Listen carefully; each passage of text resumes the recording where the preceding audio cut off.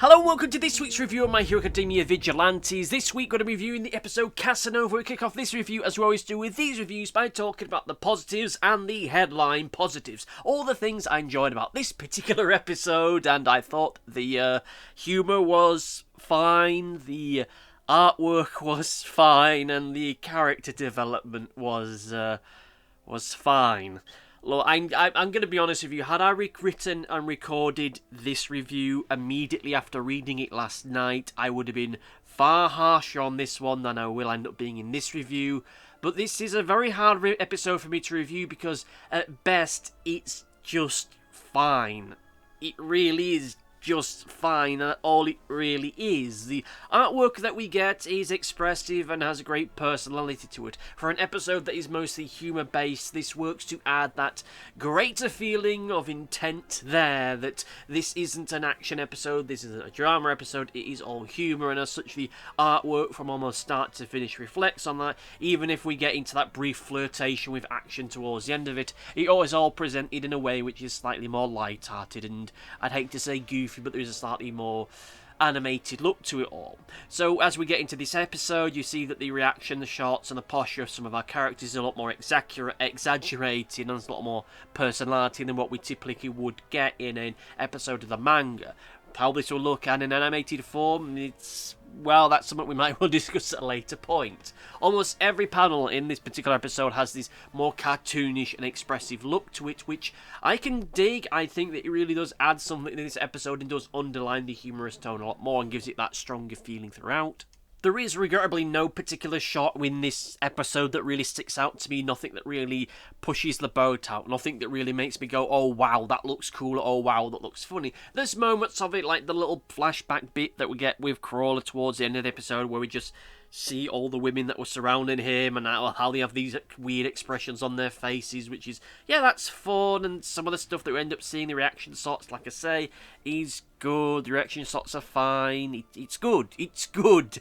Jesus, how the hell am I going to do this for a whole review? I really don't know. The humour as a whole entity, I hate to say it again, is fine. It isn't the strongest we've ever had. It's not even as strong as it was last week, but it still connects to that core of what really works in this series. Where series and the main series itself works best when what we have is character-based and character-driven. Whether that be the drama, the action, or the comedy. In this case, it's a comedy, and it works well with that. In this episode, we see Crawler, once again, being a bit of an oblivious drip.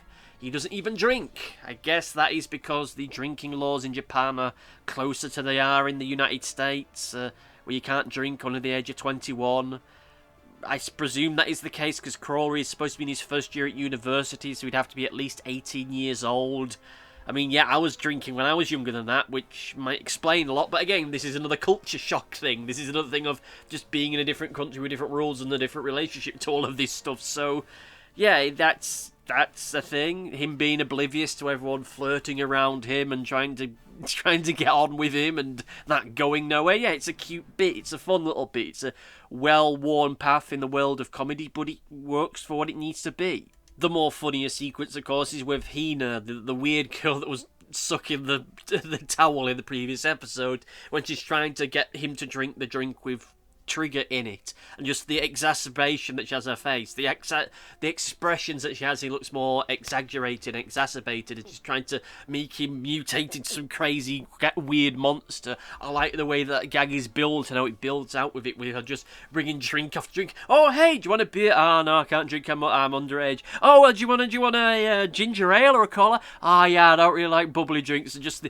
she's trying to find something to make him turn into a monster, and just this constant look of, oh crap, he won't drink this thing, so what about this? Oh, he won't drink that either. Oh god, there's going to be something here that he'll drink. Oh my god. And you just that's a fun little bit. It's a fun bit that's presented well and has good artwork to support it, and it's paced well and it's presented well, and that whole sequence of events shows just what a great contrast she is to Bee, because Bee just would just use her bee powers to inject some with it. Here that isn't the case. They just dropping it into people's drinks. As Eraserhead says, it's effectively them getting roofied. So, you know, yes, that's an element of all of this. And Then we get the little bit of a twist where the trigger ends up in the wrong people's drinks, and then the drinks tray is taken to the other table because it turns out that the waiter went to the wrong table, and oh, we got people now having the superpowers, being triggered by a trigger, and crazy stuff is happening. And yeah, I can understand why they didn't go into an action sequence in this episode so soon after the last one, and we just get these little random showcases of what it's doing to different people in the background shots, and with the guys from Featherhat whose drinks have also been spiked. And yeah, that's okay. I don't necessarily would say that's funny, but it's still interesting nonetheless. And we get the bit where Midnight is acting like a wingman, or should I say wingwoman, to two separate women who are both going after the same guy, and they're both trying to get on with Crawler, and you got just Midnight floating about in the background giving advice and trying to make the mood more romantic, but really she just looks like a drunken idiot. And yeah, all that stuff, fun. It just creates this brilliantly ridiculous scene that we then have the guys from Featherhat, the shot just pulls back and you see them on the other side of the table just going, what the hell is going on over there? That stuff is fine, and the character development stuff that we get in this episode is okay. The truth of the matter is it doesn't really go all that far, because at the end of the day this is, I'd hate to say it, but it's like a palate cleanser episode in what has been largely a palate cleanser arc for the most part, apart from that very, very brief moment towards the start of this volume where it looked like we're getting into something a little bit more serious. Like, there's no major development of the characters here, it's just more the case of Pop Steps trying to get on with Crawler and he doesn't realise it, and that's been something they've been doing now for the past couple of volumes, and it's probably going to be the same thing for the next few volumes as well. I don't know why they're dragging out as much as they are doing, but it's just, it's okay for what it is. I mean, to be fair though, Crawler didn't know that Pop Step was Pop Step because Pop Step was disguised as someone else, so okay, makes sense in that regard that nothing really happened, but at the end of the day, this is just a big fat zero, and nothing much has really been learned as to how this whole trigger distribution network really works, which is something I will end discussing when we get into the negatives. And well, there's not much else to say here, so let's get into the negatives. Look, I like I said earlier on, had I reviewed this episode immediately after reading it last night, and had I not reread it, I would be a lot more critical on this one than I am. And with all that said, I have to be blunt here. I think this episode is just a bit rubbish, for reasons which I'll now explain. The whole thing about Hina getting upset about Crawler flirting with the girl that she likes doesn't really go anywhere. There's some light shenanigans there with her trying to make him drink Trigger, but that itself doesn't really go anywhere. None of the people that take Trigger become a problem. Again, I understand why we haven't immediately pivoted into another action sequence, or potentially some larger action sequence given how many people are infected with it, but the fact that nothing happens with that, I think, is a problem. It is a problem because nothing happens with it. It just defeats any sense of jeopardy, any sense of tension, because it's just Midnight who uses her power to solve all the problems, which goes down to the root of one of the reasons why I don't like characters from the main series being part of all of this, because, well, the characters that we've had brought into it thus far are super overpowered and can pretty much end any threat that's brought before our heroes in this thing. So it's like they just feel like secondary characters. They're not contributing anything of anything. The moment the problem first appears, Midnight uses her power and then it stops. And that's just about the end of it. Yes, it gets into this kind of sort of heart-to-heart between Midnight and Hina, but that itself doesn't go anywhere because she herself is immediately knocked out by Midnight's power. I mean, you could have even done a thing where Hina takes the trigger and then she becomes a threat, but no, that doesn't happen. A bunch of random people in the background get infected with trigger and that's it. And then Midnight uses her power and that's it. It all kind of just stops.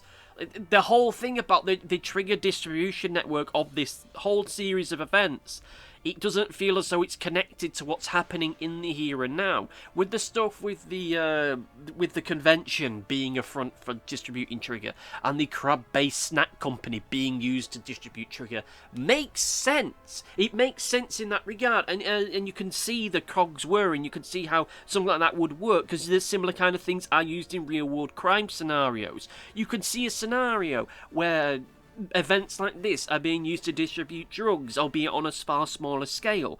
But there's no hint within this episode that this is really part of a larger operation. Hina just looks like a jealous wannabe girlfriend who doesn't like the fact that the woman that she likes isn't into her, and is now going to get revenge on the guy that she's flirting with. It feels self-motivated. It doesn't feel like it's generated or connected to anything. Like, literally, she could have just been someone who just bought some of this stuff off the black market or from some dodgy vendor somewhere and decided to just use it for her own ends, and that's just about it. And the fact that she happens to be using it like some villains are using it is wholly coincidental. There's no sense that she's part of a larger operation. She just feels like she's just like any other scumbag who drops things in people's drinks just for kicks or for other darker things. There's no greater sense of this being part of a larger operation. It's just a random thing, a random series of events, and the use of Trigger here is just used out of jealousy. It's not because, oh, I need to do this because the people that I'm working for need the data, or they need a distraction because there's this bank job down the street. No, it's just happening because she's kind of pissed off that the woman that she's into isn't really into her, and they never really had a heart-to-heart or anything like that. And Midnight could have said to her, you should have had a heart-to-heart, but that doesn't really go anywhere. If anything, it's a character that's wholly motivated by their own self-needs, and that, whilst itself is kind of interesting, it doesn't make sense or doesn't really work with the whole core storyline that we have here. The content of the episode, aside from that, is just like I said earlier on in this review, it's just kind of fine. It's not terrible by any means of the stretch of the imagination, and this isn't, I will underline, this is not a case of me getting lost in self-hype and expecting some grander thing than there was, and oh no, this thing has not lived up to my expectations, has not confirmed my fan theories, so now I'm going to get really mardy about it. It isn't that. It's just that on its own merits, on its own back, for the substance of this episode in and of itself is just wholly insubstantial. There's nothing here that really goes the way that it does. I can understand it not being action focused. I can understand it not being something that majorly pushes the story on. But if we're not going to get that, at least could we have something that's a lot more entertaining than it is? Something that's a little more funny than it is? Something that's a little bit more exciting than it is? Because another one of the problems I had with this episode is just how dense some of those panels are with text. Like, it really genuinely feels as though they're trying to just fit as much dialogue into this as possible to explain so much, when in reality, maybe they didn't need to, because a lot of it's self-evident. A lot of it just doesn't need explaining, but the stuff that does need explaining because it doesn't make sense otherwise mechanically. Like, it genuinely feels as though this maybe was supposed to be a 3-episode thing, and they realised, oh crap, we don't have enough material to spin this out to 3 episodes, so we'll just cram it all into 2 episodes and hope that it works. Like, this is the episode that just feels filled to the brim with exposition for stuff that doesn't really work, and a lot of it is just like light flavour text and mild gags. This episode, I don't want to say it, but it's just kind of rubbish. And again, I'm not disappointed by it because it didn't live up to my standards, or because I was expecting something bigger than what we got, but it is really weird that we go from last week's episode, which had this really creepy, sinister little ending with this nutcase doing what she was doing, to then just get light banter and wacky gags this week and nothing much of substance really happening. I don't want to end the year of reviews on Vigilantes on a down note, but this episode is just rather lame. If this ever gets an anime, if this series ever gets an anime, then these 2 episodes need to be done as one, because otherwise you're gonna need a hell of a lot of padding, a hell of a lot of filler to make this one feel more substantial than it is, because it really just doesn't work. It just does not work for me. With that said, let's get into the overview, and I have to say, regrettably, that look, the episode in and of itself, on its own merits, is fine. Just, it's enjoyable for what it is. It's perfectly enjoyable, and it ultimately ends this mini little storyline almost exactly as you'd expect it to do, but it does it in a way without many thrills or spills or really much in the way of the level of humour that you could want with it. It feels like an aside. In certain regards, it feels like an OVA, that it just feels that disconnected with everything. This is just some spin-off adventure that just, oh hey, let's have a crossover with this other character from this other series, and oh hey ho, fun stuff is happening. And nothing in this episode feels as though it's setting up for anything else. Maybe the whole mixer thing will come into play further down the line. I do have to appreciate the fact that he is showing that this criminal organisation that's distributing Trigger is trying to get it out as far and as wide as possible, but in the here and now, it just feels like a neat little thing, like the writers were just discussing ways in which this drug can be distributed, and one of them said, oh hey, what if they were distributed it in mixers? Well, like, you know, those little social events things. What if that was the way they were distributing it? And them going, oh yeah, that's a neat idea. And then they just decided to run with it rather than building upon that idea. It feels like there's a certain elements missing here. Like I say, our main villain in this particular little storyline feels motivated by herself. Doesn't feel like she's part of a greater operation. Like, it genuinely feels as though she just bought some of this stuff for kicks, just because mix it into drinks because she's that kind of scumbag, and that's it. It doesn't feel like she's part of anything bigger or greater. Like she was being tricked or manipulated by anyone else or being led along. It just feels like a coincidence. This doesn't feel like it's part of a greater operation. Maybe in the grand scheme of things it'll turn out that it isn't, but in the here and now, at the very least, it doesn't really work. And even then, I just realised that just by shutting down this group, it doesn't mean to say that this whole thing about them distributing drugs this way is going to get shut down either. This is just one group that doesn't seem to have a major connection to the big bad villains. So it means this problem's still going to be out there. They shut down one thing. But I suppose this proves that this is a way that it's being used. I really don't know with this one. Again, I don't want to end this series of reviews, this year of reviews, on a down note, but it is just rather... just a bit naff.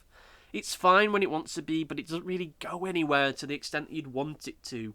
With that said and done, however, let's get into Comment Corner!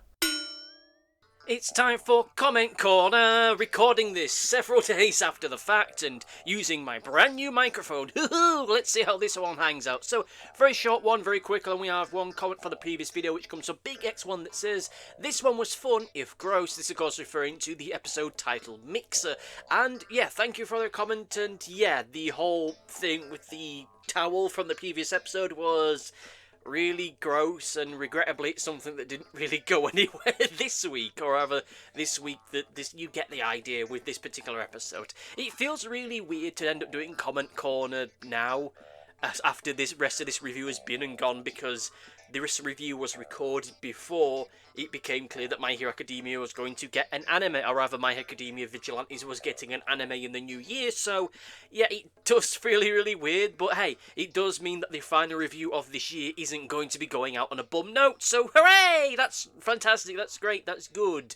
I know that from where I'm sat, I still have to do tomorrow's review of Dragon Ball Daima, which we'll cross that bridge when we come to it. Anyway, I say thank you all for listening, thank you all for watching, let me know what you thought about this particular episode down below, and see you next time. Goodbye! Thanks for watching. Be sure to like, favourite, subscribe, click the bell, and do all the YouTubey stuff that YouTube wants you to do. Go on, it'll do me a power of good. Until next time, my friends, goodbye!